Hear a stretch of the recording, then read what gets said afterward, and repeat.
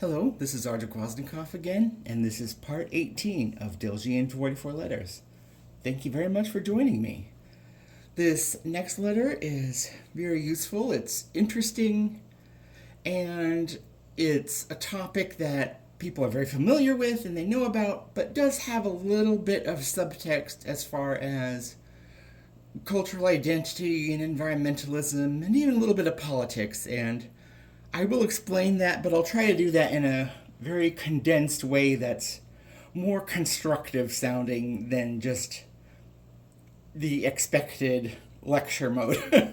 Because I do have a lot of opinions on culture and politics and all of that, but really that's not the point of this letter and what it represents. So, as you can see with my little drawing pad here, I'm using some red today, and this looks like a little bit of a fishtail, and that's because it is. This next letter is called Ka, and Ka is pretty much equivalent to the letter K that we use in English. But it's like the word kite, for example.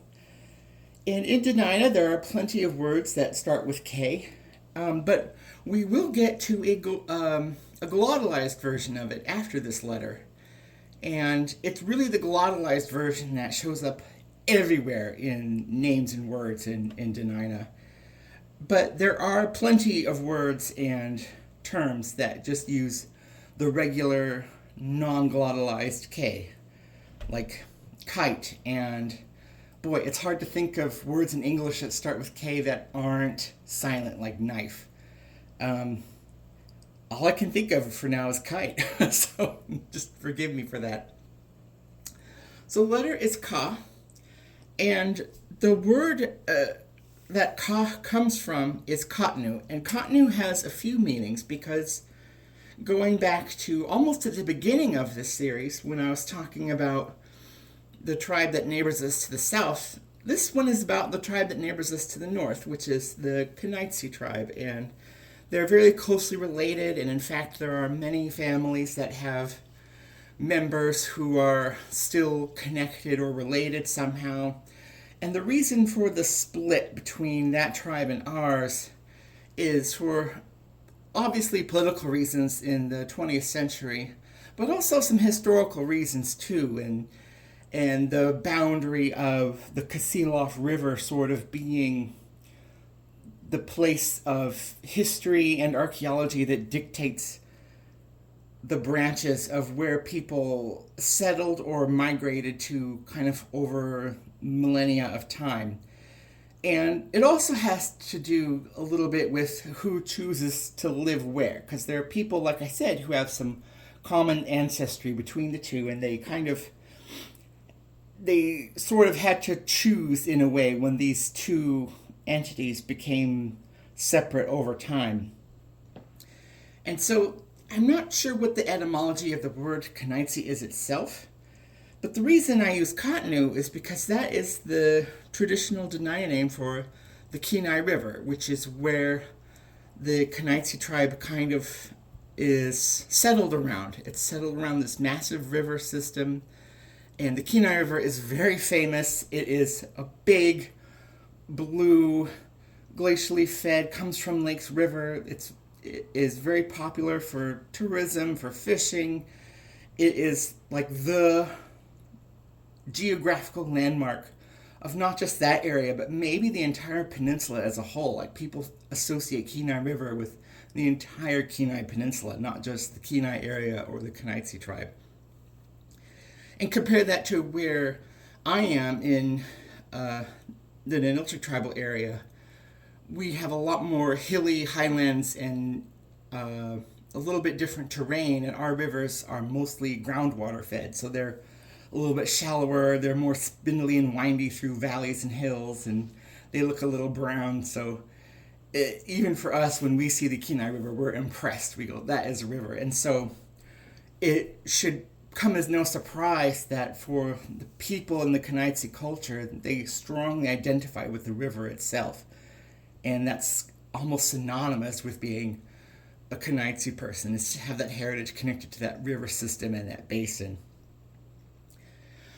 So Katnu can mean the river, and actually the word Atnu, or just the suffix htnu, is what is added onto words for names of rivers. Like here I am between Niknalchintnu, which is our big namesake river, and also Deep Creek River, which has a few names, but I like to call it Takidatnu, which is a bit of a retronym. It just literally means a deep place, like the modern word Deep Creek, but with the Dena'ina suffix added on.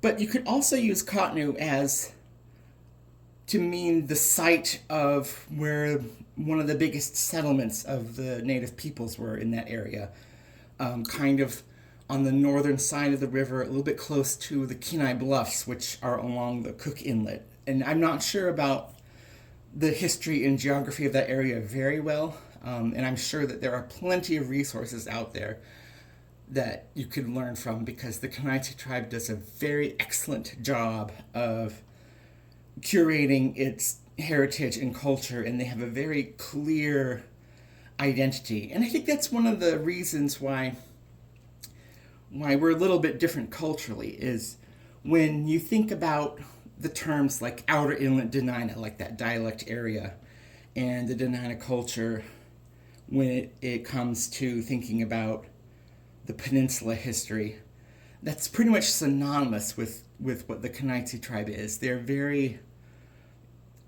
not exclusively Dena'ina based, but they're very Dena'ina based. Whereas farther down where we are, we're mixed in with some other cultures, and we've been creolized just a little bit more than what the Kanaiti tribe has. And that's why we're a little bit of two different groups of people. So that was a very long introduction.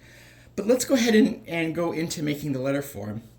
And the letter form is based on the tail of a salmon. Salmon being, of course, an iconic species and food source of this whole region.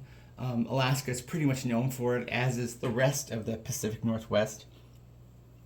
And the reason I chose that symbol is because of the river, its relation to the river. The word for salmon Dena'ina is actually luka, which is does not use this particular letter, ka.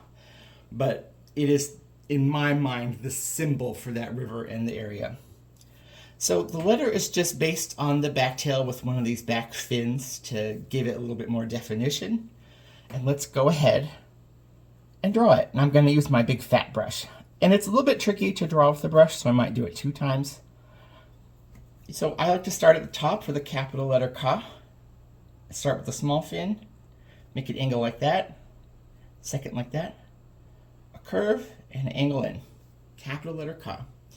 And the lowercase version can just be these 2 lines here, or like I have down here, just a little tiny bit of a hook on the bottom for lowercase. And I'll go ahead and use one of my dotting markers, my salmon colored dot marker, to draw it, just so it looks a little bit easier. See, it's very simple, very basic. So that is letter Ka, and let's go over a couple words it's used for.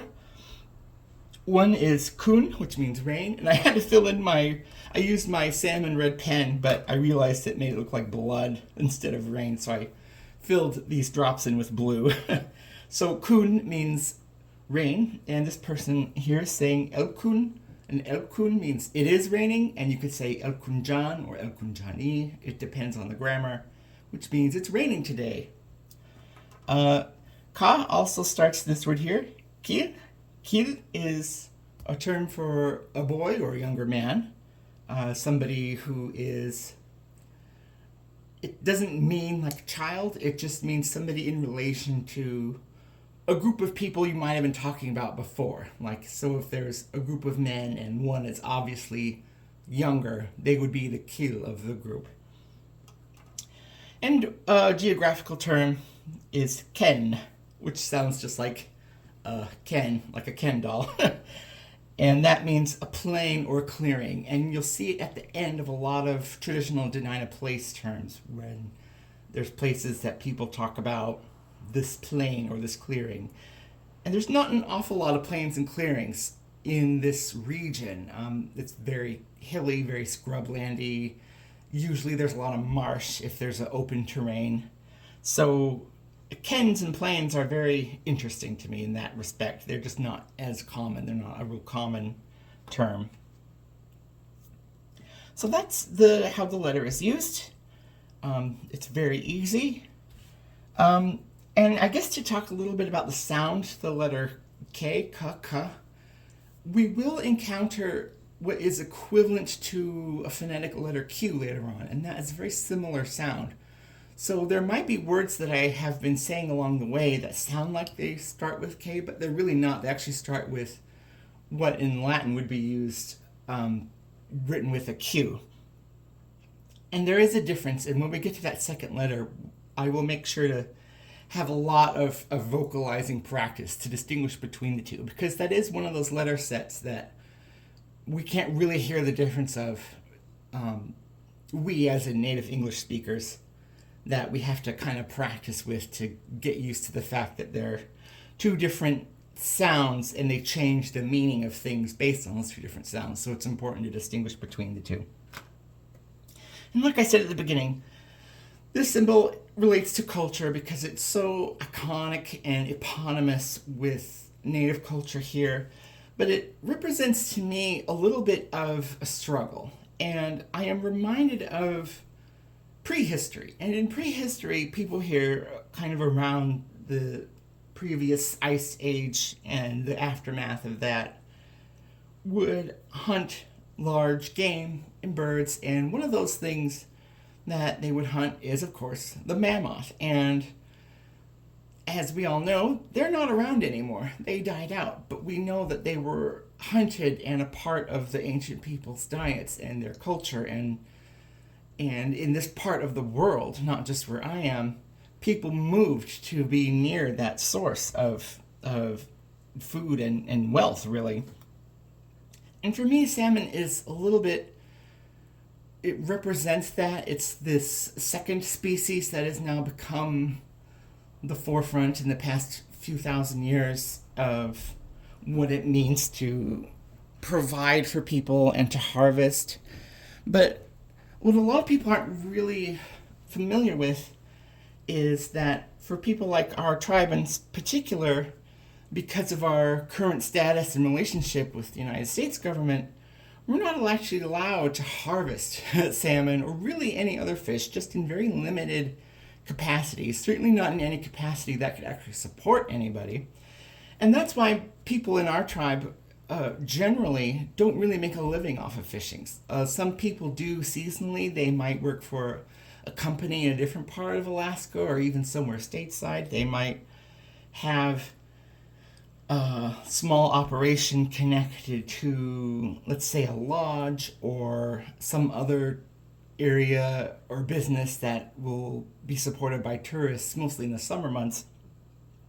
And so we have this weird dichotomy of thoughts and that cognitive dissonance where we believe, yes, salmon's important, but yet at the same time, we live in a system and a culture where we generally don't have access to it. And even for people locally, it costs time and money to be able to do it. And if you're only able to maybe catch and keep legally a few salmon for yourself, maybe it's not worth all the trouble to get all the gear and to set out time to go do it when you can do it, when the seasons are open, and so on and so forth. And so unless you have a lot of wealth or even land, because some of these places are also dependent on who owns the land, it's not really a thing. And it's something that my family, we dip our toes into every once in a while, but not really. We have other jobs, other things to do, and other ways that we want to support our families. So for us, fishing is very much symbolic of that struggle. It's symbolic of the struggle between us and, of course, the U.S. government. It's a symbolic struggle of us and between other tribes, including from time to time the Knights, even though that there are very wonderful relationships between tribes in the area, and also amongst each other, because some people in the tribe have very different views about salmon. They believe that tribal people should be the only ones to take salmon. And I almost agree with that, had it not been for the fact that locally salmon are fairly endangered.